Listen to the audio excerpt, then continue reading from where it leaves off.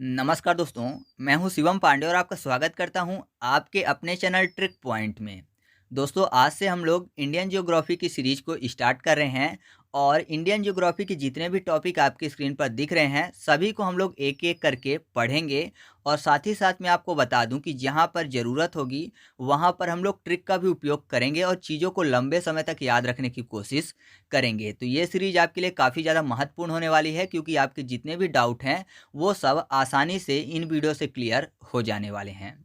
तो आज हम लोग पहले टॉपिक को शुरू करते हैं जो कि है भारत की भौगोलिक स्थिति। इसके अंतर्गत मैं आपको भारत का क्षेत्रफल बताऊंगा, भारत की स्थिति बताऊंगा, भारत के दूरस्थ बिंदु, भारत की सीमाएं जो कि पड़ोसी देशों से लगती हैं, भारत की जो भी चीज़ें हैं जैसे कि प्रादेशिक जल सीमा हो गई, इन सभी चीज़ों को भी हम लोग ट्रिक के माध्यम से याद करने की भी कोशिश करेंगे। तो आप इस वीडियो को एक बार पूरा ज़रूर देखिएगा, बाकी आप सीरीज की सभी वीडियो इस वीडियो के बाद ज़रूर देखेंगे क्योंकि ये चीज़ें आपको आसानी से याद हो जाएंगी। तो देरी ना करते हुए चलिए इस वीडियो को शुरू करते हैं। तो सबसे पहले हम लोग बात कर लेते हैं भारत के कुल क्षेत्रफल की, जो कि है 32,87,263 वर्ग किलोमीटर। ये है भारत का कुल क्षेत्रफल और क्षेत्रफल की दृष्टि से जो भारत का स्थान है विश्व में, वो है 7वां। तो आसानी से याद रखेंगे भारत के कुल क्षेत्रफल को क्योंकि इसमें कुल 7 अंक हैं। कौन से? 3, 2, 8, 7, 2, 6, 3, मतलब 32,87,263 में 7 अंक आते हैं और आपको पता है कि विश्व में जो क्षेत्रफल की दृष्टि से भारत का स्थान कितना है? 7 है। और एक चीज़ और याद रखिएगा कि 7 अंक कौन-कौन से हैं? तो स्टार्टिंग में एक 3 लिखा हुआ है और लास्ट में एक 3 लिखा हुआ है। जब आप भारत का मैप देखते हैं तो गुजरात साइड वाला जो स्थान है, वो ऐसा लगता है जैसे उल्टा 3 लिखा हो। तो याद रखिएगा कि जो 7 अंक का नंबर है उसमें स्टार्टिंग में भी 3 है और लास्ट में भी 3 है। तो जब आपके सामने ऑप्शन आएगा तो आसानी से आप क्लियर कर लेंगे। ठीक है? क्षेत्रफल की दृष्टि से मैंने आपको बताया कि भारत का जो 7वां स्थान है, तो पहले 6 कौन से हैं? तो पहले 6 में आता है सबसे 1 नंबर पे रूस, 2 नंबर पे आता है कनाडा, 3 नंबर पे चीन, 4 नंबर पर अमेरिका, 5 नंबर पर ब्राज़ील, 6 नंबर पर ऑस्ट्रेलिया और 7वां भारत ही है। इनको याद रखने के लिए आपको एक लाइन याद रखनी है, वो लाइन है रुक चीन अब आ भारत। तो रुक में रू से हो जाएगा रूस, का से कनाडा, फिर चीन मैंने बोला तो तीसरे नंबर पर चीन, अब आ भारत तो छोटा आ से अमेरिका, बा से ब्राज़ील और फिर मैंने बोला आ भारत, तो आ जो कि बड़ा आ है तो आ फॉर ऑस्ट्रेलिया और फिर भारत 7वें नंबर पे। तो आप ऐसे आसानी से इनका क्रम भी याद रख सकते हैं। आप कंफ्यूज नहीं होंगे अमेरिका और ऑस्ट्रेलिया में क्योंकि अमेरिका जो है वो अब से स्टार्ट हुआ, मतलब छोटा आ, तो छोटा आ फॉर अमेरिका हो गया और बड़ा आ फॉर ऑस्ट्रेलिया हो गया। तो आप कंफ्यूज नहीं होंगे, 4 नंबर पर अमेरिका है और 6 नंबर पर ऑस्ट्रेलिया है। तो याद हो गया ना आपको ये भी। अब बात करते हैं कि जनसंख्या की दृष्टि से विश्व में भारत का कौन सा स्थान है। तो आपको पता ही है कि जनसंख्या की दृष्टि से विश्व में भारत का दूसरा स्थान है। पहले स्थान पर चीन आता है और तीसरे स्थान पर अमेरिका आता है। तो इसको किसी भी ट्रिक से बताने की ज़रूरत नहीं है। जो भारत का विस्तार है वो उत्तर से दक्षिण तक 3214 किलोमीटर है और पूर्व से पश्चिम तक का जो विस्तार है वो है 2933 किलोमीटर। आसानी से याद कर लेंगे इन नंबर को भी हम लोग। उत्तर से दक्षिण को याद करते हैं सबसे पहले, तो उत्तर की बात हो रही है। उत्तर मतलब आंसर भी होते हैं और आंसर कब देते हैं? जब हमारे दिमाग की बत्ती जलती है ना? जब हमारे दिमाग की बत्ती जलती है तब हम लोग उत्तर देते हैं। तो 32 फॉर 32 और दक्षिण को याद करने के लिए कर लेते हैं दक्षिणा। तो मोटी दक्षिणा कहाँ पर मिलती है? जो कि फोर्ट में निवास करते हैं, मतलब जो महलों में रहते हैं, महल मतलब फोर्ट, वो जाहिर सी बात है पंडित जी को मोटी दक्षिणा देंगे।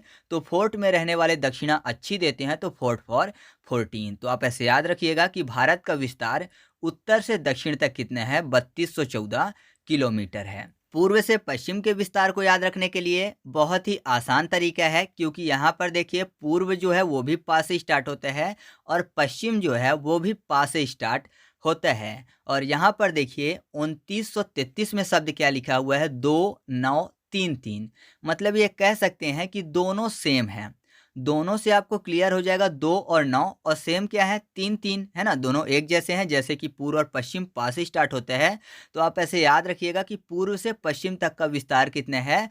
दोनों सेम है। तो 2 और 9 और सेम कौन से हैं? 3। तो याद रखिएगा 2933 किलोमीटर। वैसे ऑप्शन में हमारे सामने रहता है तो आसानी से चीज़ें टिक हो जाती हैं। तो ये चीज़ें भी आपको याद हो चुकी हैं। आगे बढ़ते हैं। इसके बाद मैं आपको बता दूं कि जो भारत है, भारत में कुल 43% जो भाग है वो मैदान है तथा 29.3% भाग जो है उसमें पर्वत और पहाड़ियाँ आती हैं और 27.7% भाग पर पठार स्थित है। तो इनको भी आसानी से याद रख सकते हैं क्योंकि यहाँ पर देखिए मैदान शब्द लिखा हुआ है और मैदान से याद आता है खेल का मैदान। तो खेल के मैदान में जो दर्शक बैठे होते हैं, जब खेल अच्छा चल रहा होता है तो क्या करते हैं? ताली बजाते हैं, है ना? जब मैदान में अच्छा खेल चल रहा होता है तो दर्शक ताली बजाते हैं, तो ताली फॉर 43। तो आप ऐसे याद रखिएगा कि भारत के 43% भाग पर क्या है? मैदान है। अब बात करते हैं पर्वत और पहाड़ियों की, जो कि 29.3% पर है। तो केवल 29 को याद करेंगे और जो पॉइंट के बाद वाली वैल्यू है उसको याद नहीं करेंगे। बाकी हमारे सामने जो अब ऑप्शन होगा तो क्लियर हो जाएगा। अब पर्वत और पहाड़ी की बात हो रही है तो जाहिर सी बात है कि दोनों के दोनों ऊंचे होते हैं और उन्नति जो है ये भी लोग सोचते हैं कि एकदम ऊंचाइयों तक पहुँचे। जैसे कि पर्वत और पहाड़ियाँ ऊंची होती हैं वैसे ही लोग उन्नति करना चाहते हैं, तो उन्नति फॉर 29। तो आप ऐसे याद रख सकते हैं कि पर्वत और पहाड़ियाँ कितने प्रतिशत पर हैं? 29.3% पर हैं। अब पठार को याद करना है तो पठार को याद करने के लिए पत्थर कर लेते हैं। तो जाहिर सी बात है अगर किसी को पत्थर मारेंगे तो सता रहे हैं, तो सताना फॉर 27। तो आप ऐसे याद रखिएगा कि 27.7% भाग पर पठार स्थित है। तो ऐसे हम लोग नंबर्स को भी बहुत ही आसानी से याद रख सकते हैं, जो कि हमारे दिमाग को काफ़ी ज़्यादा परेशान करते हैं। ठीक है, तो आप वीडियो को पूरा ज़रूर देखिएगा क्योंकि ऐसे बहुत सारे नंबर हैं जो कि एग्जाम में पूछे जाते हैं और फिर बाद में हमको दिक्कत होती है।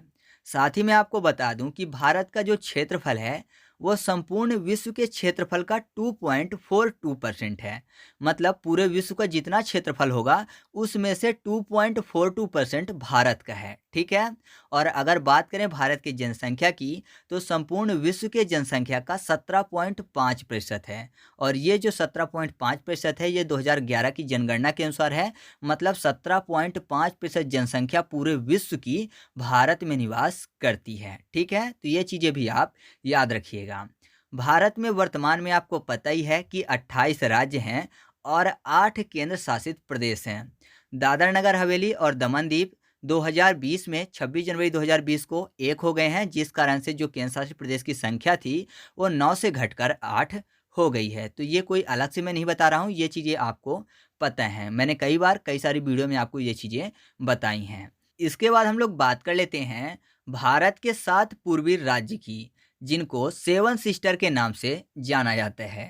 वो राज्य हैं असम, त्रिपुरा, मेघालय, अरुणाचल प्रदेश, नागालैंड, मणिपुर और मिजोरम। इनको सेवन सिस्टर के नाम से जाना जाता है। एग्जाम में प्रश्न पूछ लिया जाता है कि निम्न में से कौन सा राज्य जो है वो सेवन सिस्टर में शामिल नहीं है, या फिर ऐसे बोला जाए कि कौन सा राज्य उत्तरी पूर्वी राज्य की 7 बहनों का हिस्सा नहीं है। ऐसे आपसे एग्जाम में प्रश्न पूछ लिया जाता है और एक अलग राज्य का नाम रख दिया जाता है, तो लोग कन्फ्यूज हो जाते हैं।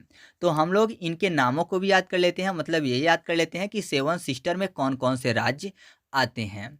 तो उसको याद रखने के लिए आपको एक लाइन याद रखनी पड़ेगी। वो लाइन है एटीएम आना मम्मी। क्या लाइन है? एटीएम आना मम्मी। तो एटीएम में ए से असम, टी से त्रिपुरा, एम में से हो जाएगा मेघालय, आ से हो जाएगा अरुणाचल प्रदेश, ना से नागालैंड, मम्मी में माँ से मणिपुर और मी से मिजोरम। तो आप ऐसे सेवन सिस्टर के नाम भी आसानी से याद रख सकते हैं। तो आपके सामने जो प्रश्न है तो उसका उत्तर आप समझ ही गए होंगे कि इसका उत्तर कौन सा है? सिक्किम। मतलब कि जो सिक्किम है वो सेवन सिस्टर में नहीं आता। तो ऐसे एग्जाम में आपसे कई बार प्रश्न पूछे जाते हैं। भारतीय जो उपमहाद्वीप है ये मूलतः एक विशाल भूखंड का भाग था जिसे गोंडवाना लैंड कहा जाता है। ठीक है, मैं आपको गोंडवाना लैंड और अंगारा लैंड के बारे में एक अलग सी छोटी सी वीडियो बनाकर दे दूंगा, तो वहां से आपको चीज़ें समझ में आ जाएंगी। इसके बाद हम लोग बात कर लेते हैं भारत के आकृति की। एग्जाम में कई बार पूछा गया है कि भारत की आकृति कैसी है। तो जो भारत की आकृति है वो चतुष्कोणीय है। ठीक है, तो आप याद रखिएगा कि भारत की आकृति कैसी है? चतुष्कोणीय है।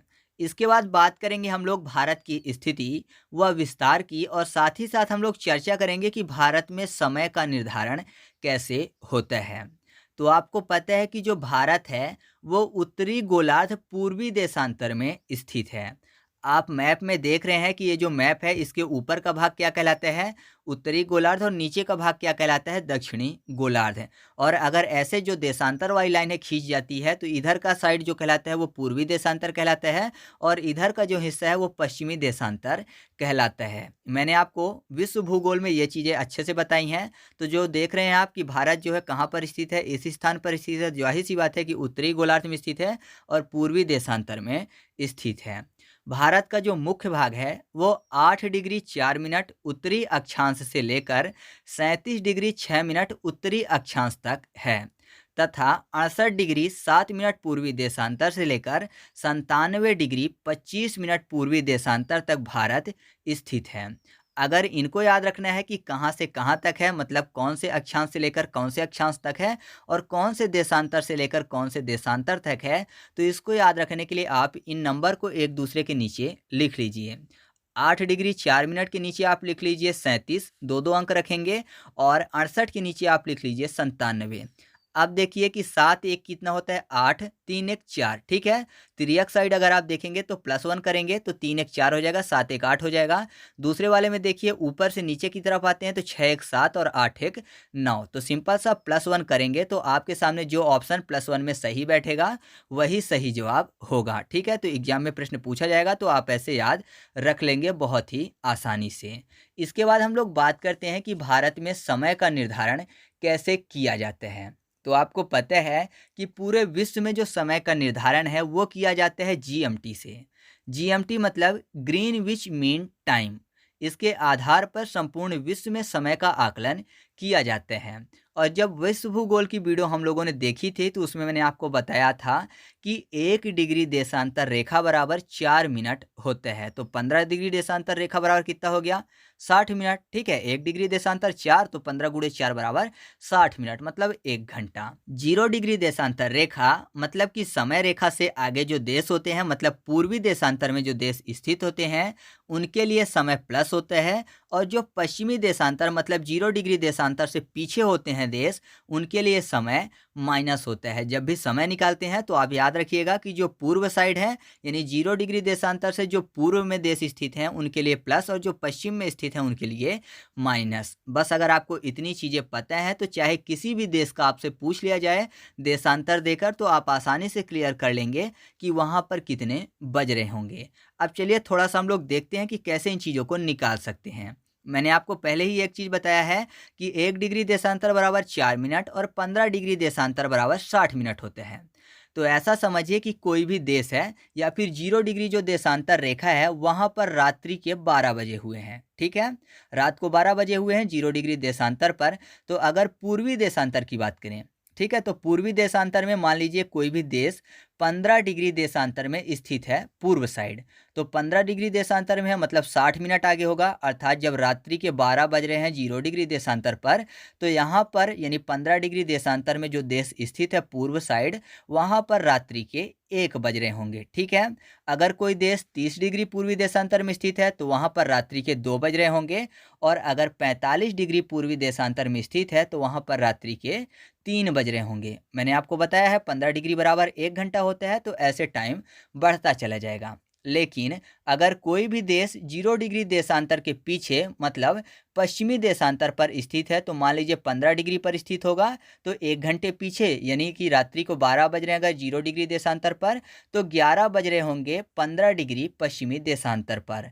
और अगर कोई 30 डिग्री पश्चिमी देशांतर में स्थित है तो वहाँ पर 10 बज रहे होंगे, और कोई 45 डिग्री पश्चिमी देशांतर पर स्थित है तो वहाँ पर 9 बज रहे होंगे। तो आप ऐसे आसानी से निकाल सकते हैं कि भारत में क्या टाइम होता है। आपको पता है कि जो भारत है वो 82.5 डिग्री पूर्वी देशांतर पर स्थित है। तो 82.5 को आप 4 से गुणा कर दीजिए तो कितना हो जाएगा, 330। 300 मतलब कि 5 घंटे हो गया, 6 पंचे 30, 5 घंटे, और ये 30 मतलब 3 मिनट। तो अगर रात्रि के 12 बज रहे हैं 0 डिग्री देशांतर पर, तो भारत में कितना बज रहे होंगे, 5:30 भोर का टाइम, ठीक है। तो आप ऐसे आसानी से निकाल सकते हैं कि जो भारत का समय है वो ग्रीनविच मीन टाइम यानी 0 डिग्री देशांतर से 5.5 घंटे आगे होता है। क्यों आगे होता है, क्योंकि पूर्वी देशांतर पर स्थित है। अगर भारत पश्चिमी देशांतर पर स्थित होता तो 5.5 घंटे पीछे होता। तो ये तरीका होता है किसी भी देश का समय निकालने का, ठीक है। और अगर आप एग्जाम सेंटर में जाकर ये भूल जाते हैं कि किधर साइड से प्लस करना है और किधर साइड माइनस करना है, तो सिंपल से याद रखिएगा कि जिधर सूर्य पहले निकलेंगे उधर समय शुरू हो जाएगा, तो उधर प्लस करना है। मतलब सूर्य जो है पूर्व दिशा से निकलते हैं तो पूर्व में प्लस करना है, ठीक है। तो आप ऐसे आसानी से याद रख सकते हैं। और अगर बात करें कि भारत का मानक समय कहाँ से लिया गया है, तो आपको पता है कि जो भारत का मानक समय है वो प्रयागराज के नैनी से लिया गया है। अगर आपको याद नहीं है तो आप ऐसे याद रखिएगा कि समय देखने के लिए हम लोग नैनों का उपयोग करते हैं। नैन मतलब आँख होता है ना। नैन, चक्षु, लोचन ये सब आँख के पर्यायवाची हैं। तो नैन से समय देखते हैं। तो भारत का मानक समय कहाँ से लिया गया है? प्रयागराज के नैनी से। यहीं 82.5 डिग्री पूर्वी देशांतर रेखा है, जिसको मैंने आपको बताया याद करने के हिसाब से कि 82.5 इंटू 4 होता है 330। मतलब कि जो भारत का मानक समय है 5.5 घंटे आगे है। कहाँ से? लंदन के ग्रीनविच शहर से। जो 0 डिग्री पूर्वी देशांतर है ना, वो लंदन के ग्रीनविच शहर से ही निकली हुई है, ठीक है। तो ऐसे हम लोगों ने निकाला था। साथ ही मैं आपको बता दूं कि जो 82.5 डिग्री पूर्वी देशांतर रेखा है जिससे भारत के समय का निर्धारण होता है, वो 5 राज्यों से होकर गुजरती है। वो राज्य है उत्तर प्रदेश, मध्य प्रदेश, आंध्र प्रदेश, छत्तीसगढ़ और ओडिशा, ठीक है। अगर आपको इनके नाम याद रखने हैं तो सिंपल से एक लाइन याद रखिएगा। वो लाइन है उमा ऐसी चलते उड़ गई। चलते और गई शब्द को हटा दीजिएगा, बाकी आपको नाम याद हो जाएंगे। उ से उत्तर प्रदेश, मा से मध्य प्रदेश, ए से आंध्र प्रदेश, सी से छत्तीसगढ़ और उड़ने से ओडिशा। तो आप ऐसे इन नामों को भी याद रख सकते हैं। वैसे मैं आपको बता दूं कि वैज्ञानिकों का कहना है कि भारत को 2 टाइम जोन मानने चाहिए, क्योंकि जो नॉर्थ ईस्ट वाले राज्य हैं, मतलब कि जो 7 सिस्टर वाले राज्य मैंने आपको बताए थे, वहाँ पर 4 बजे ही सुबह हो जाती है, क्योंकि पूर्व साइड है तो जाहिर सी बात है सूर्य भगवान पहले दिखने शुरू हो जाते हैं। बाकी जो हिस्से हैं वहाँ पर लगभग 6 बजे यहाँ पर क्या होता है, सुबह होती है। यही कारण है कि वैज्ञानिक बोलते हैं कि भारत को 2 टाइम जोन मानने चाहिए, ना कि एक। लेकिन फिलहाल जो भारत सरकार है वो एक ही टाइम जोन मानती है। अच्छा, आप कमेंट करके बताइएगा कि विश्व में कुल कितने टाइम जोन हैं और उनमें से सर्वाधिक टाइम जोन किन 2 देशों के पास हैं, वो भी आप कमेंट करके बताइएगा। अगर आपको नहीं पता है तो हमारी विश्व भूगोल वाली वीडियो को देख लीजिएगा, आपको पता चल जाएगा, ठीक है। इसके बाद हम लोग बात कर लेते हैं भारत के दूरस्थ बिंदु की। तो जो भारत का उत्तरी दूरस्थ बिंदु है उसको बोलते हैं इंदिरा काल, जो कि 37 डिग्री 6 मिनट पर स्थित है, ठीक है। सियाचिन लद्दाख में ये पॉइंट पड़ता है, तो इसको इंदिरा काल बोलते हैं। नॉर्मली अगर आपको याद रखना है कि उत्तरी बिंदु का नाम क्या है, तो ऐसे याद रखिएगा कि जो आतंकवादी होते हैं ज़्यादातर उत्तर साइड से ही आते हैं, पाकिस्तान साइड से आते हैं। तो जो हमारे फौजी भाई हैं ये उनके लिए काल बन जाते हैं, ठीक है। उत्तर में जो आतंकवादी हैं उनके लिए हमारे फौजी भाई काल बन जाते हैं। काल मतलब यमराज बन जाते हैं, मार गिराते हैं। तो आप ऐसे याद रखिएगा कि उत्तरी दूरस्थ बिंदु को क्या बोलते हैं? इंदिरा काल बोलते हैं, ठीक है। इसके बाद अगर बात करें दक्षिणी दूरस्थ बिंदु की, तो उसको बोलते हैं इंदिरा पॉइंट, जो कि 6 डिग्री 4 मिनट में स्थित है अंडमान निकोबार में, ठीक है। और साथ ही साथ मैं आपको बता दूं कि इसके कुछ अन्य नाम भी हैं।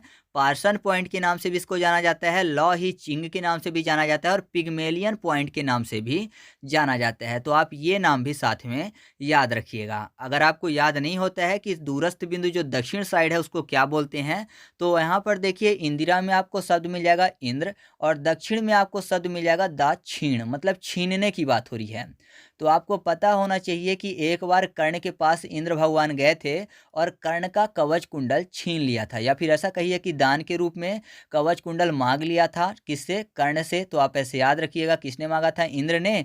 छीन लिया था या फिर दक्षिणा के रूप में मांग लिया था, तो दक्षिण आपको याद हो जाएगा कि दक्षिण का दूरस्थ बिंदु क्या कहलाता है? इंदिरा पॉइंट कहलाता है। इसके बाद बात करते हैं पश्चिमी दूरस्थ बिंदु की, जो कि गुहार मोती के पास पड़ता है सरक्रीक गुजरात में, जो कि 68 डिग्री 7 मिनट में पड़ता है। तो यहाँ पर देखिए सरक्रीक में आपको सर शब्द मिल जाएगा और पश्चिम साइड वाला है तो पश्चिम में आपको पक्षी शब्द मिल जाएगा। तो जो पक्षी हैं वो सर के ऊपर से ही जाते हैं। तो आप ऐसे याद रखिएगा कि पश्चिमी दूरस्थ बिंदु कौन सा है? सरक्रीक है।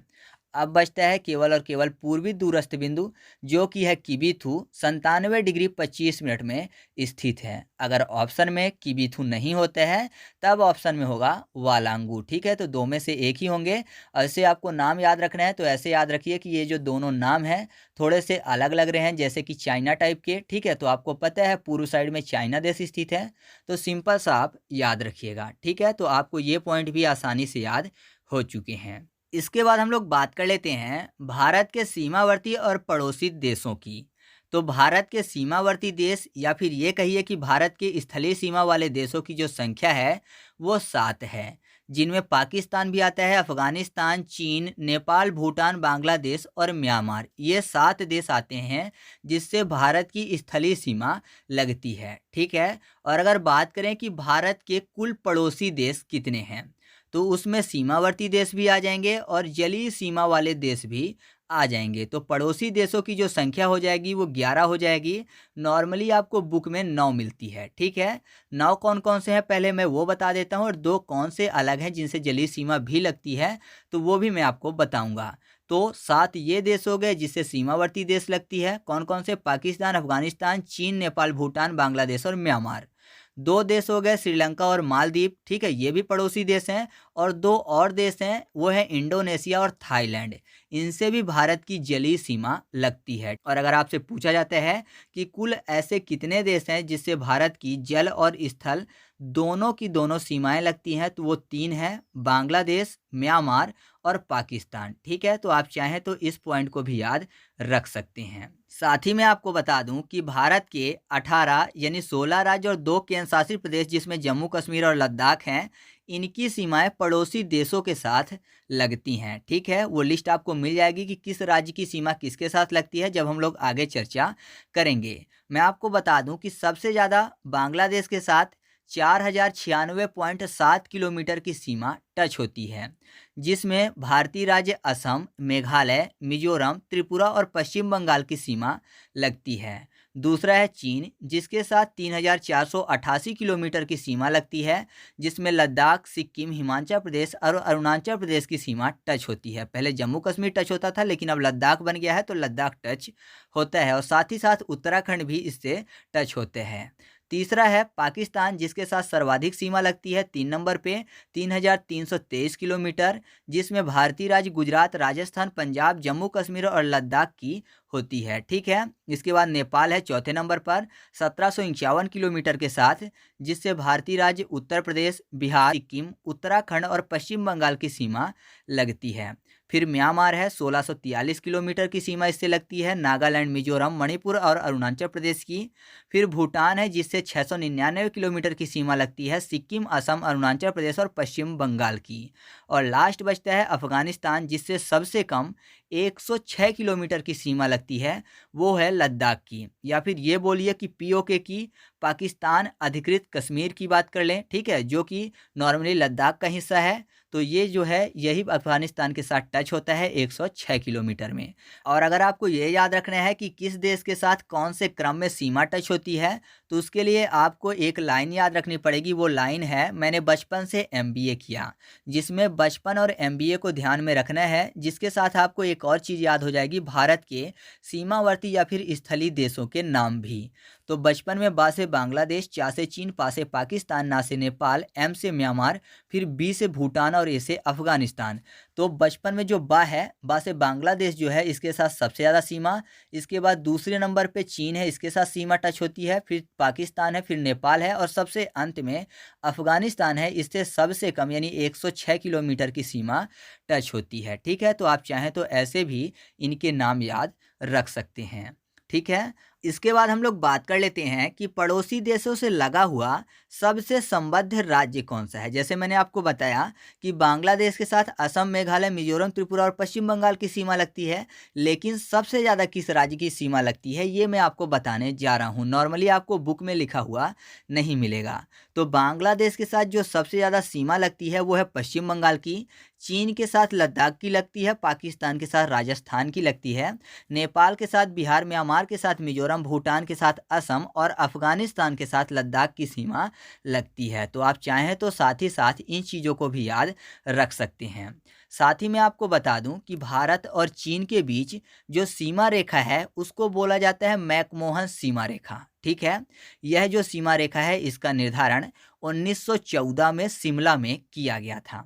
तो अगर आपसे पूछा जाता है कि भारत और चीन के बीच कौन सी सीमा रेखा है तो सही जवाब क्या होगा? मैकमोहन सीमा रेखा। सेम ऐसे ही भारत और अफगानिस्तान के बीच एक सीमा रेखा है जो है डूरंड सीमा रेखा, जिसका निर्धारण 1896 में सर डूरंड द्वारा किया गया था।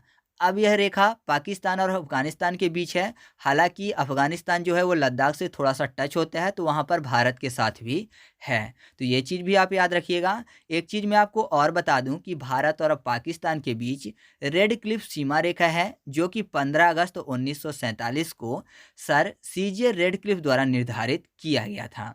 तो यहाँ से आपको तीन चीज़ें पता चल गई कि भारत और चीन के बीच मैकमोहन रेखा है, भारत अफगानिस्तान और पाकिस्तान अफगानिस्तान के बीच डूरंड रेखा है, और साथ ही साथ भारत पाकिस्तान के बीच रेड क्लिफ सीमा रेखा है। ठीक है, तो ये चीज़ें आपको साथ में याद रखनी है।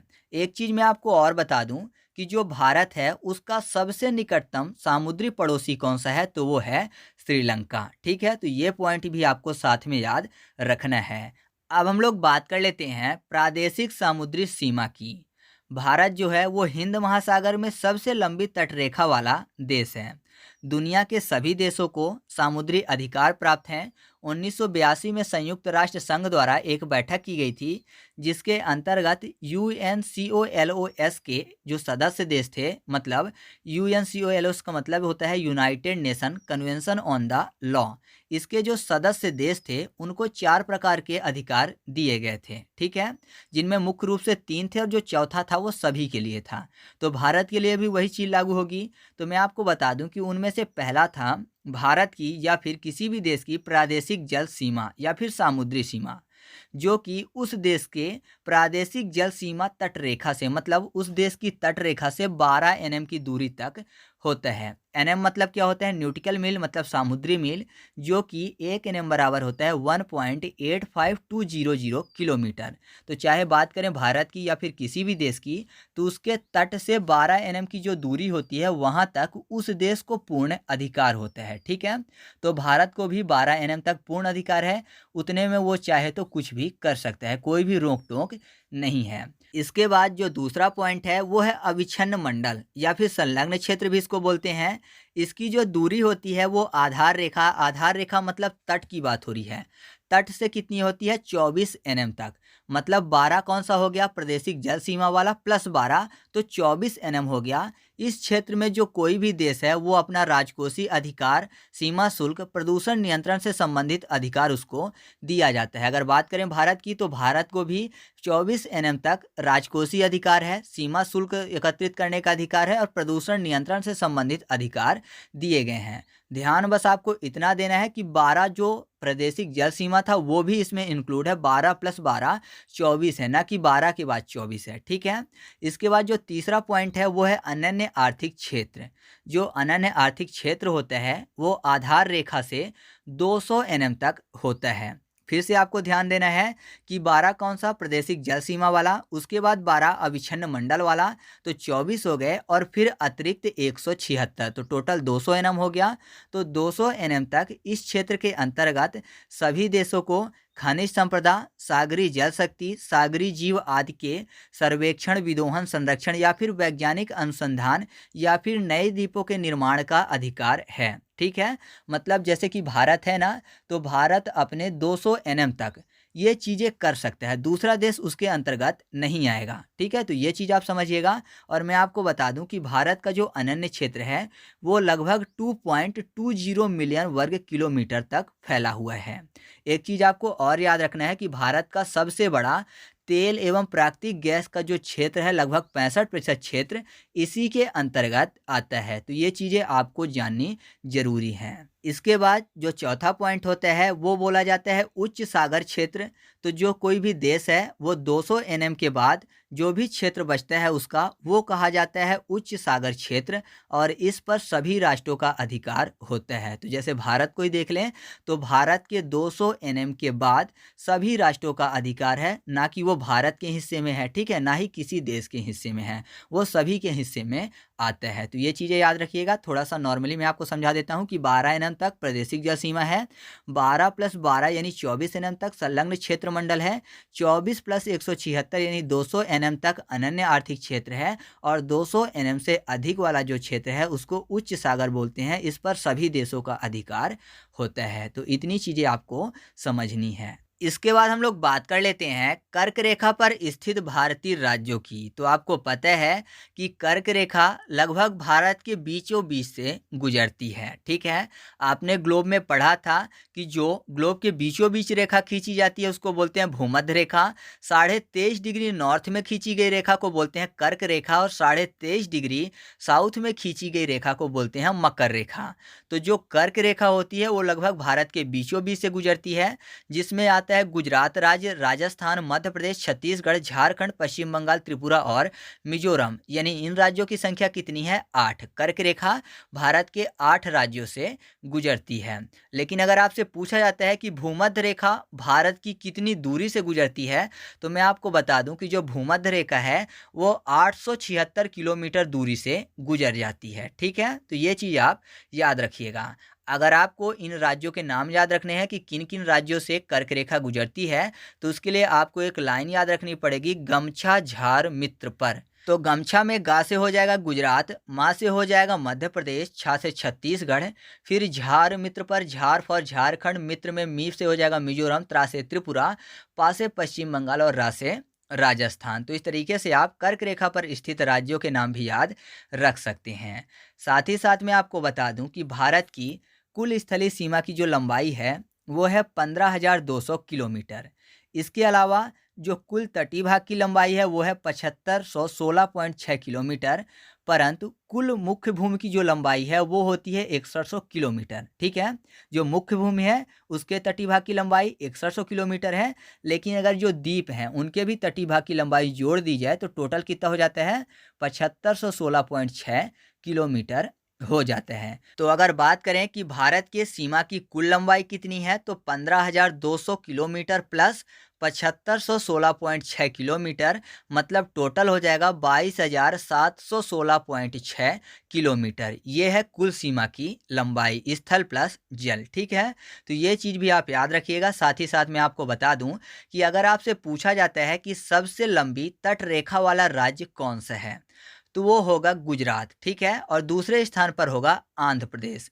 लेकिन अगर आपसे पूछा जाता है कि सबसे लंबी तट रेखा वाला राज्य या फिर केंद्र शासित प्रदेश कौन सा है, तब होगा अंडमान निकोबार, ठीक है। मतलब सबसे ज़्यादा अंडमान निकोबार की तटीय लंबाई है, उसके बाद गुजरात की है। लेकिन राज्य पूछा जाएगा तो 1 नंबर पर गुजरात आएगा, लेकिन राज्य और केंद्र शासित प्रदेश दोनों में से अगर पूछा जाता है तो सबसे 1 नंबर पर कौन सा आएगा? अंडमान निकोबार द्वीप समूह आएगा, ठीक है। तो ये चीज़ भी आप याद रखिएगा। इसके बाद हम लोग बात कर लेते हैं भारत के 4 ऐसे राज्य व केंद्र शासित प्रदेशों की जिनकी सीमाएं 3 देशों के साथ लगती हैं। तो सबसे पहला लद्दाख है, जिसकी सीमा पाकिस्तान के साथ भी लगती है, अफगानिस्तान के साथ भी लगती है और चीन के साथ लगती है। तो 3 देशों के साथ लद्दाख की सीमा लगती है। दूसरा है सिक्किम, जिसकी सीमा नेपाल के साथ लगती है, चीन के साथ लगती है और भूटान के साथ लगती है। तीसरा है पश्चिम बंगाल, जिसकी सीमा नेपाल, भूटान और बांग्लादेश के साथ लगती है। और फिर है अरुणाचल प्रदेश, इसकी भी सीमा भूटान, म्यांमार और चीन के साथ लगती है, ठीक है। तो ये भी आप याद रखिएगा। 3 से मुझे याद आया कि जो भारत है वो 3 तरफ से समुद्र से घिरा हुआ है, जिस कारण से भारत को प्रायद्वीप बोलते हैं, है ना। अगर 3 तरफ से समुद्र से घिरा हो तो प्रायद्वीप बोला जाता है। आपको ये पता है कि भारत के पूर्व में बंगाल की खाड़ी है, भारत के पश्चिम में अरब सागर है और भारत के दक्षिण में हिंद महासागर है। इसी कारण भारत को प्रायद्वीप बोला जाता है। अब हम लोग बात करते हैं भारत के महत्वपूर्ण चैनल की, क्योंकि एग्जाम में ये भी पूछा जाते हैं। तो सबसे पहले बात करते हैं 8 डिग्री चैनल की, जो कि स्थित है मालदीप व मिनिकॉय के बीच। 9 डिग्री चैनल जो कि लक्षद्वीप और मिनिकॉय के बीच स्थित है। 10 डिग्री चैनल जो कि अंडमान निकोबार को अलग करता है एक दूसरे से। ग्रेट या कि महान चैनल जो है वो सुमात्रा द्वीप यानी जो कि इंडोनेशिया का है और साथ ही साथ निकोबार को एक दूसरे से अलग करता है। फिर बात करते हैं पाक जलडमरू मध्य की, जो कि भारत और श्रीलंका को एक दूसरे से अलग करता है। इसको आप ध्यान रखिएगा कि पाक लिखा हुआ है, पाक से पाकिस्तान नहीं होगा, बल्कि यह भारत और श्रीलंका को एक दूसरे से अलग करता है। फिर आता है कोको द्वीप, जो कि कोको द्वीप म्यांमार का है। ये म्यांमार को भारत के उत्तरी अंडमान से अलग करता है, ठीक है। या फिर ऐसा कह सकते हैं कि कोको द्वीप व उत्तरी अंडमान को एक दूसरे से अलग करता है। फिर बात करते हैं डंकन पास की, जो कि दक्षिण अंडमान और लघु अंडमान को एक दूसरे से अलग करता है। और फिर है मन्नार की खाड़ी, जो कि दक्षिण पश्चिम तमिलनाडु को श्रीलंका से अलग करता है। और एक और पॉइंट है सर क्रीक, जो कि भारत व पाकिस्तान के मध्य विवादित क्षेत्र है। यहाँ पर मैं आपको बता दूं कि ये लगभग 96 किलोमीटर का है। कच्छ के रण का दलदली क्षेत्र जो है उसी को बोला जाता है। और यहाँ पर भारत का पहला समुद्री राष्ट्रीय उद्यान भी स्थित है। तो ये चीज़ को भी आप याद रखिएगा। इसके बाद मैं आपको थोड़ा सा पांडुचेरी के बारे में बता देता हूँ, क्योंकि ये थोड़ी सी अलग चीज़ है, तो इसके बारे में भी मैं आपको बता देता हूँ। जो पांडुचेरी है वो पहले फ्रांस के अधीन था। इसे 14वें संविधान संशोधन के अंतर्गत भारत में केंद्र शासित प्रदेश के रूप में शामिल किया गया था। ये मैंने आपको संविधान संशोधन में भी अच्छे से याद करवाया है। अगर आपने संविधान संशोधन की वीडियो नहीं देखी है तो मैं आपसे बोलना चाहूँगा कि आप उस वीडियो को ज़रूर से ज़रूर देख लीजिएगा, क्योंकि वहाँ पर आपको 1 नंबर मिलने पक्के हैं, ठीक है। तो जो पांडुचेरी है इसका फैलाव 3 राज्यों में है, ठीक है। मतलब है तो एक ही नाम पांडुचेरी, लेकिन ये पांडुचेरी केंद्र शासित प्रदेश 3 राज्यों तक फैला हुआ है। पहला जो पांडुचेरी मुख्य है यह तमिलनाडु की सीमा पर स्थित है, ठीक है। मैप में आप देख भी रहे हैं कि यहाँ पर यह स्थित है। इसके बाद इसका जो दूसरा जिला होता है वो है कराईकल। ये भी तमिलनाडु की सीमा पर स्थित है, लेकिन थोड़ी सी दूर यहाँ पर। और फिर यनम है। यनम जो तीसरा जिला है ये आंध्र प्रदेश की सीमा पर स्थित है, यहाँ पर। और चौथा जो लास्ट जिला है माहे, ये केरल की सीमा पर स्थित है, मतलब यहाँ पर। तो देखिए, वैसे तो नाम के लिए एक ही केंद्र शासित प्रदेश है पांडुचेरी, लेकिन फैला 3 राज्यों के क्षेत्रों में है, ठीक है। तो आप इसको भी थोड़ा सा ध्यान से देख लीजिएगा। अब कुछ और चीज़ें महत्वपूर्ण है, थोड़ा सा फैक्ट, वो चीज़ें मैं आपको बता देता हूँ और फिर वीडियो को हम लोग ख़त्म करते हैं। तो जो सबसे पहला फैक्ट है वो ये है कि जो चुंबकीय विषुवत रेखा है वो दक्षिण भारत के त्रिवेंद्रम से गुजरती है, ठीक है। साथ ही साथ मैं आपको बता दूं कि तट रेखा वाले जो भारतीय राज्य हैं इनकी संख्या 9 है। कैसे याद रखेंगे? तो ऐसा समझिए कि तट रेखा वाले मतलब समुद्री तट पास में है, तो जाहिर सी बात है नाव से समुद्र में घूमते होंगे, नाव फॉर नाव। तो वो राज्य कौन कौन से हैं? तो एक है गुजरात, फिर महाराष्ट्र, गोवा, कर्नाटक, केरल, तमिलनाडु, आंध्र प्रदेश, ओडिशा और पश्चिम बंगाल। बाकी मैंने आपको बता ही दिया कि अगर राज्य पूछा जाएगा तो सबसे लंबी तटरेखा वाला राज्य कौन सा है? गुजरात है। और दूसरे नंबर पर आंध्र प्रदेश आएगा। लेकिन अगर ऑप्शन में अंडमान निकोबार होता है तो सबसे लंबी तटरेखा वाला राज्य व केंद्र शासित प्रदेश कौन सा होगा? अंडमान निकोबार होगा, ठीक है। तो ये चीज़ तो मैंने आपको बता ही दी है। बाकी आपको पता है कि भारत का सबसे बड़ा राज्य कौन सा है क्षेत्रफल की दृष्टि से? तो वो राजस्थान है। और सबसे छोटा राज्य कौन सा है क्षेत्रफल की दृष्टि से? तो वो गोवा है, ठीक है। तो इस तरीके से अपना ये वीडियो कंप्लीट हुआ। आपको वीडियो कैसी लगी ये कमेंट करके बताना है। साथ ही साथ एक महत्वपूर्ण चीज़ मैं आपको बता दूं कि अगर आप इसका फुल एमसीक्यू टेस्ट सॉल्व करना चाहते हैं तो वो आपको टेलीग्राम ग्रुप पर मिल जाएगी। टेलीग्राम पर जाकर आप सर्च करिएगा ट्रिक पॉइंट क्विज और ग्रुप को ज्वाइन कर लीजिएगा। वहाँ पर मैं इसका टोटल का टोटल क्विज करवा दूंगा, ठीक है। जो भी वीडियो यहाँ पर अपलोड होते हैं सभी के क्विज वहाँ पर सॉल्व किए जाते हैं। और अगर आपको इसकी पीडीएफ चाहिए तो आप टेलीग्राम में सर्च करिएगा ट्रिक पॉइंट और आप उस चैनल को ज्वाइन कर लीजिएगा। वहाँ पर आपको सभी पीडीएफ मिल जाएंगी, ठीक है। तो अगर वीडियो अच्छी लगी हो तो वीडियो को लाइक कर दीजिए, दोस्तों के साथ भी शेयर कर दीजिए जिससे उनकी भी मदद हो सके। तो चलिए मिलते हैं अगले वीडियो में, तब तक के लिए जय हिंद।